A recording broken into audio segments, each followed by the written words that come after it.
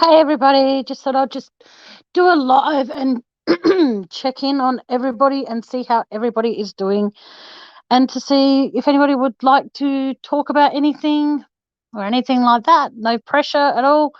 I want to be able to talk about a few other things about the Chris Watts case and a few other things that I hope to start doing in the foreseeable future, but we'll wait and see if anybody comes into my chat first before I continue on, because there's no point in continuing if nobody's going to be in here. Um, yes. So, is everyone keeping well? Hi, Ink. How you going, sweetheart? I just thought, like I said, I'll pop on here, check up on my subscribers, and see that everyone's keeping well. And yeah, everyone's staying safe. Everyone's staying, in Australia's case, staying warm. In overseas case, staying cool. Yeah, I just thought I'd pop on here and see how you're all doing today. And like I said, talk a bit more about the stuff with the Christopher Watts case I've been talking about pretty much nonstop since I created my channel, basically. So I'll talk a little bit about that before we go into other territories, if we do. Um, how is it that I'm sorry to keep harping about this, and I know I mention it in every live that I do. Yes, I was very, very tired last night on Dave, well, the other night on Dave's live. I felt very yeah, drained. But yeah, I'm back being to my normal self, so to speak, as normal as I can be, I guess. But I thought, yes, like I said, I've just been in a lot of pain and been very, very tired and not sleeping and having nightmares, and enough about that. But yeah, I enjoy going on Dave's lives. They're fun because I'm very well behaved on there, as we all know. But no, as I was saying in some of my previous lives, when I talk about the Chris Watts case, I just find a lot of this doesn't add up. No, I couldn't. When he said pop down, I was just like, cool, go have my shower, and I fell asleep in my shower. Of all things to do, it was very weird. But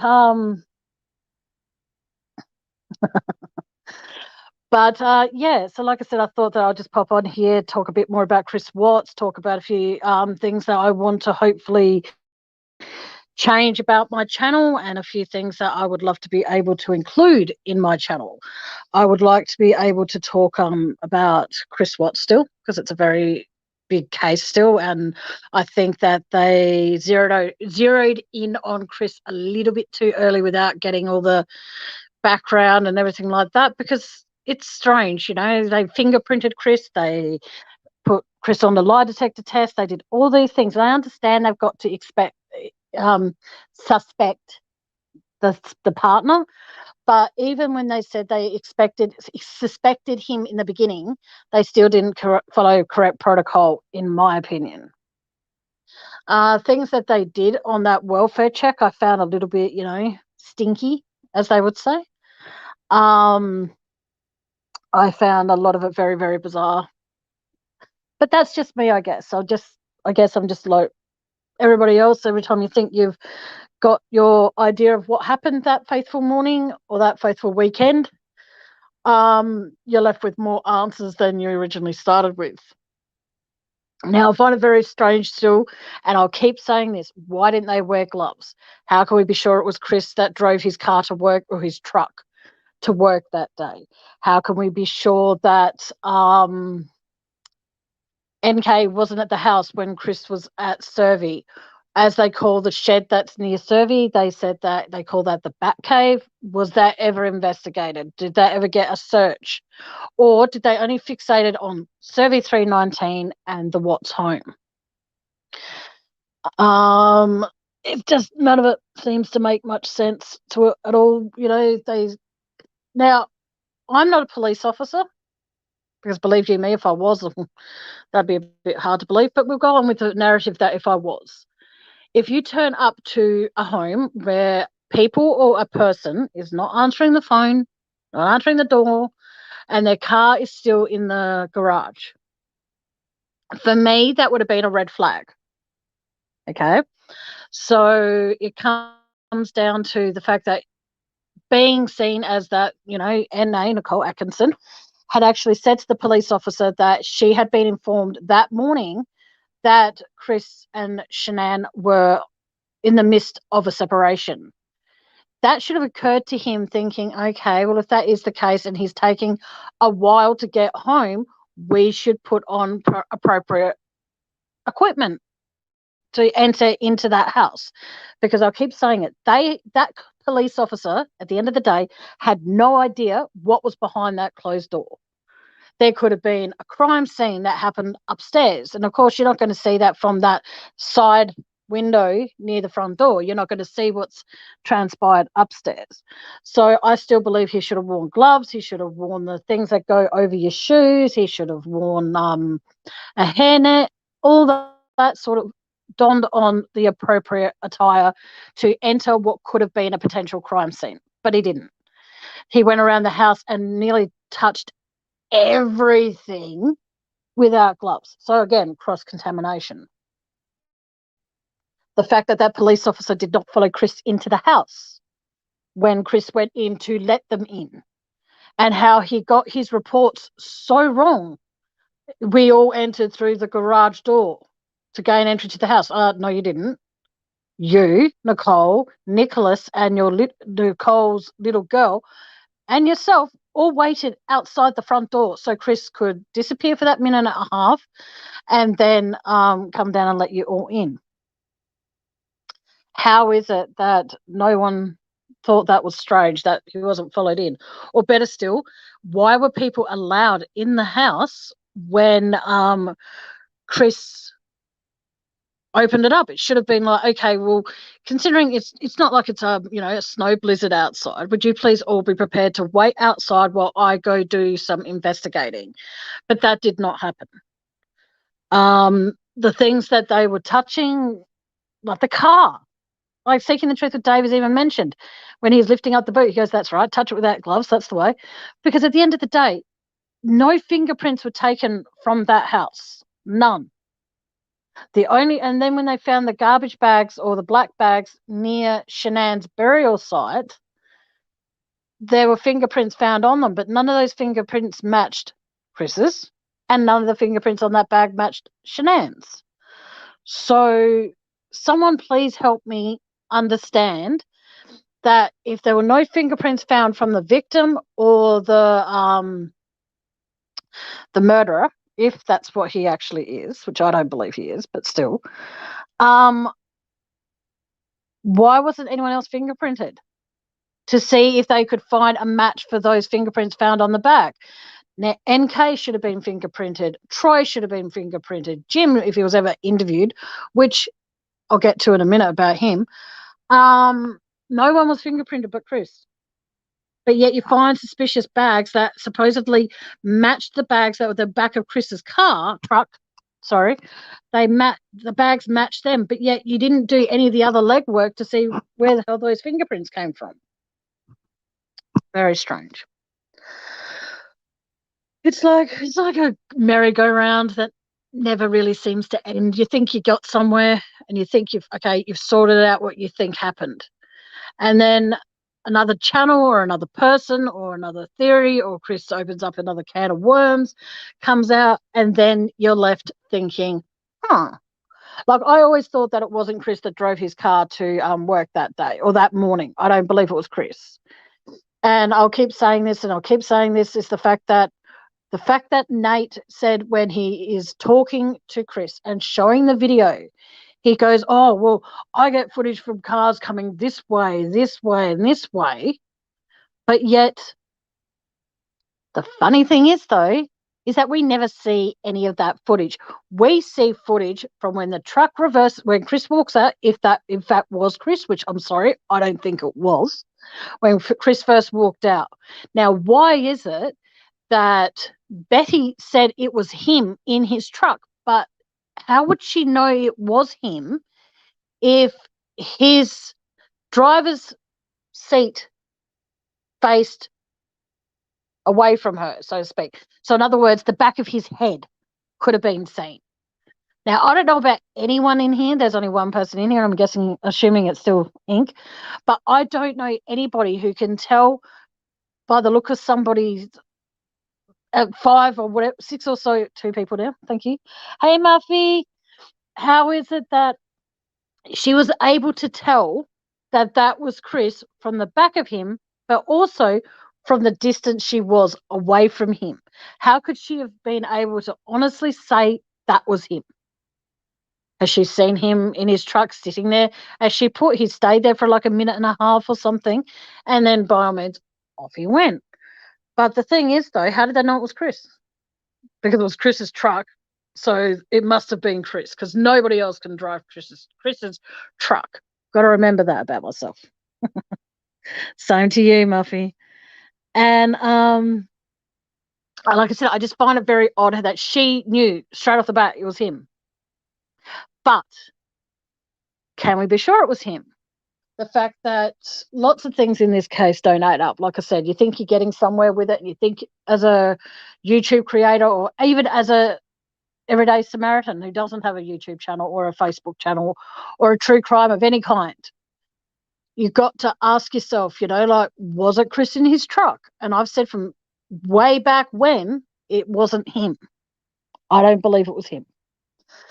But without being able to provide proof that I don't think it was him, I haven't got pretty much a leg to stand on, unfortunately. But I do stand by my decision. My what's the word to use? My thought. I stand by it. Sure, Muffy, ask me anything. What would you like to ask me? I'm just waiting because Muffy's got a question for me.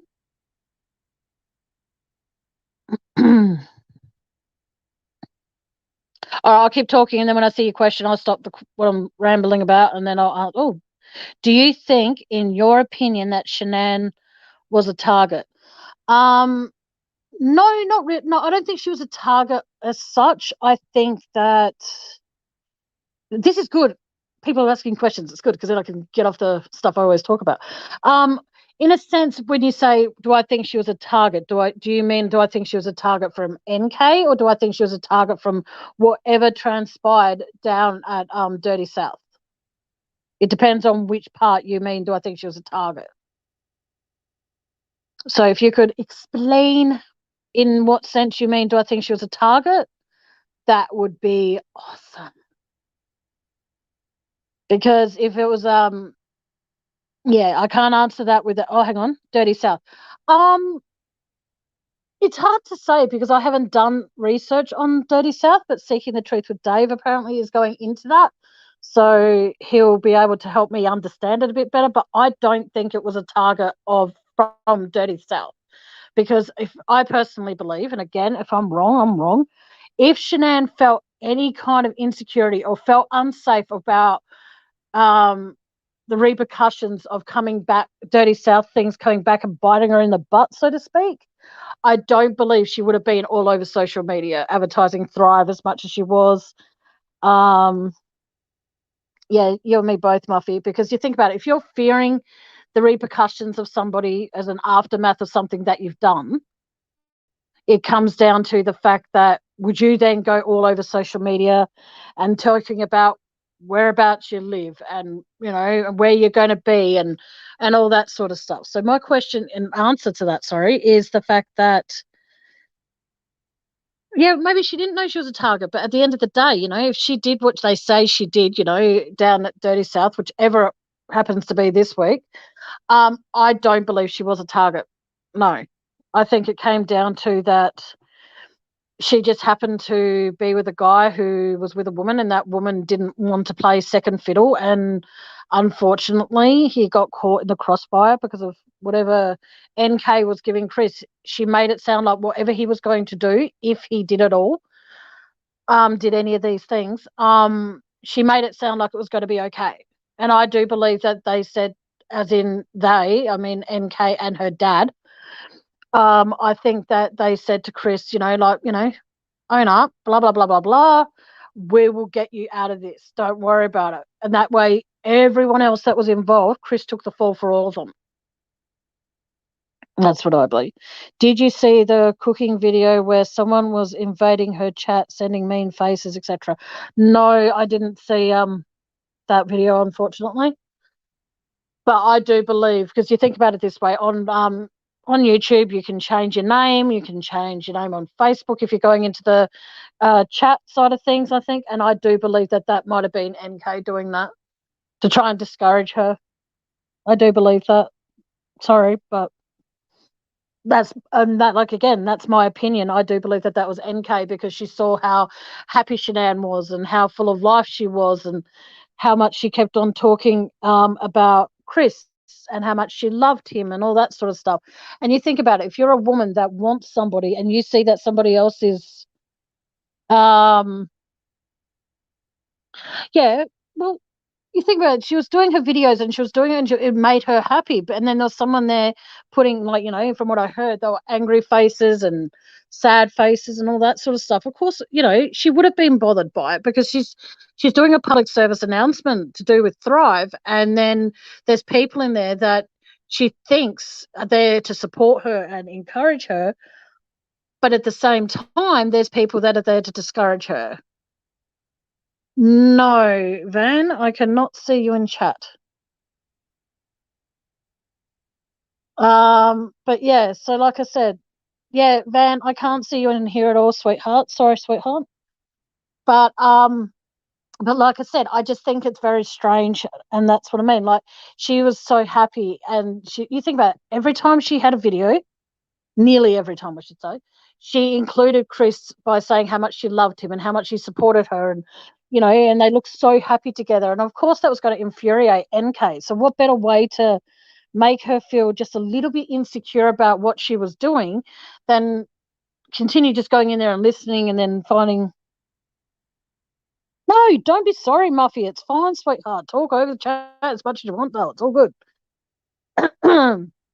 It comes down to, because like I said, while I'm on here, and then if I was getting people putting angry faces in chat and stuff like that, I would be discouraged. Like, I would be thinking, I'm doing something wrong. I'm doing something wrong.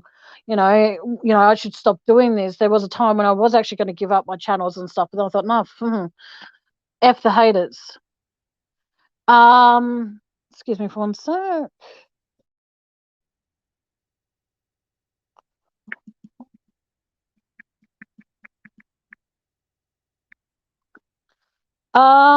So like I said, yeah, you think about it. If you're doing something that you think is great, and okay, I don't know what's going on. Okay, I don't know. That's really weird. Sorry, but Van, you're a mod, so you can't be blocked or deleted from anybody, so I don't know what's going on. Oh, thank you, Muffy. But like I said, I just find it very, very odd how there are so many. Like I said, if you're doing something in, like, for example, if you're putting out recipes that you consider a budget hey, Mike boys, a budget friendly recipe, just because you find it budget friendly, okay, I don't know what's going on. That's weird.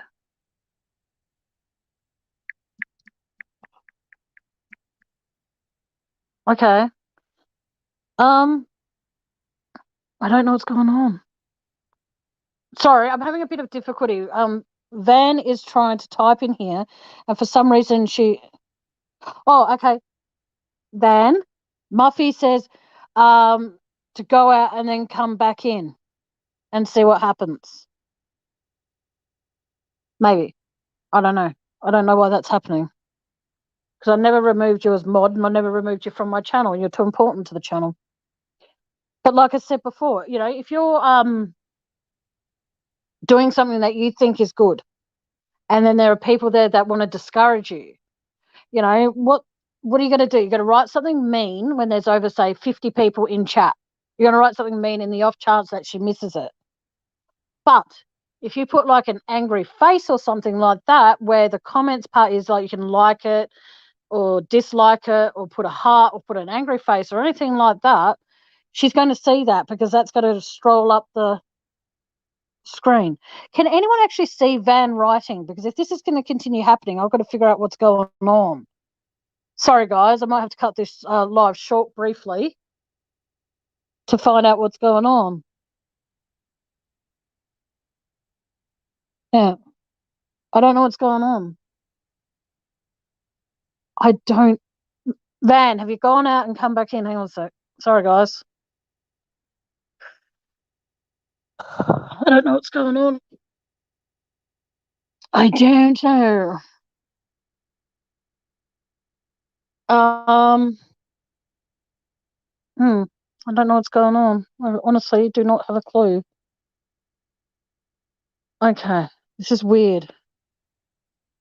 I don't know because, like I said, I haven't blocked you, removed you, or anything, Van. So I don't know what's going on. Yeah, guys, can you see anything that try coming in as Emu Van? I don't know if that's going to work. No,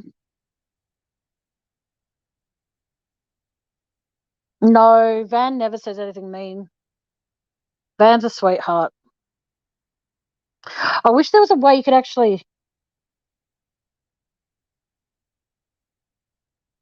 Okay. All right. For the 4 people that are in here, can you please stay tuned because I'll come back in a few minutes if that's okay, and I'll continue. But I need to figure out what's going on with this. So would you guys be okay to come back in like 5 minutes or so, if that's okay? Let me know because I don't want to end the live and then you think I've all abandoned you because I haven't. Yeah, that's what I'm going to do, Muffy. All right. I'll be back soon, guys.